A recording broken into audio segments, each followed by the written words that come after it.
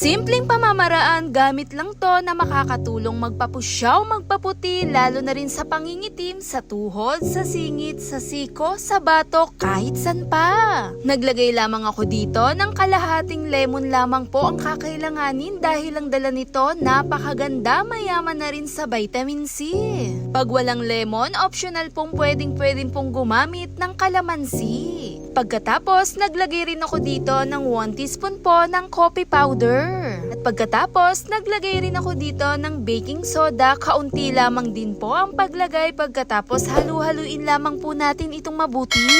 At sa paghalo-halo ko nga nito, heto na nga ang tamang texture niya na pwede na rin natin itong gamitin po. O kahit pa sa parte sa ating katawan dahil kadalasan hindi naman natin pinapansin, hinahayaan lamang ito, pero heto nga ang sagot dyan. Dito nga po sa mga sangkap na ating ginamit, makakatulong na siyang magpapusyaw, lalo na rin sa pangingitim. Continuous lang din talaga ang paggamit dahil wala rin naman talagang agad-agad makikita ang resulta. 2 beses, 3 beses ay pwede itong ulit-ulitin. Sa paggamit nga po nito, i-apply lang din sa parte na gusto natin at ibabad ito ng 20 to 30 minutes. Pwede mo na rin itong isabay, lalo na rin sa pagligo. At dahan-dahan na rin natin itong i-massage, i-relax din ang ating balat. Napakabango ng aroma dahil na rin sa kape. Kasama na dyan ang refreshing na dala na rin ng pinaka-lemon at yung baking soda. Kahit pa saglit natin itong ilagay sa pinaka-ilong, black hands, white hands, makakatulong rin ito. Dahil nakakatulong mag-exfoliate na rin po, dala na rin ang pinakakape natin. At sobrang gaan din talaga sa pakiramdam dahil na-relax din natin kahit papano ang ating balat. Tuloy-tuloy lang para na rin sa pantay na kulay. At magugulat ka na rin talaga sa pinaka-resulta. Tuloy-tuloy lamang din talaga sa paggamit. Hit thumbs up if you like this video. Thanks for watching.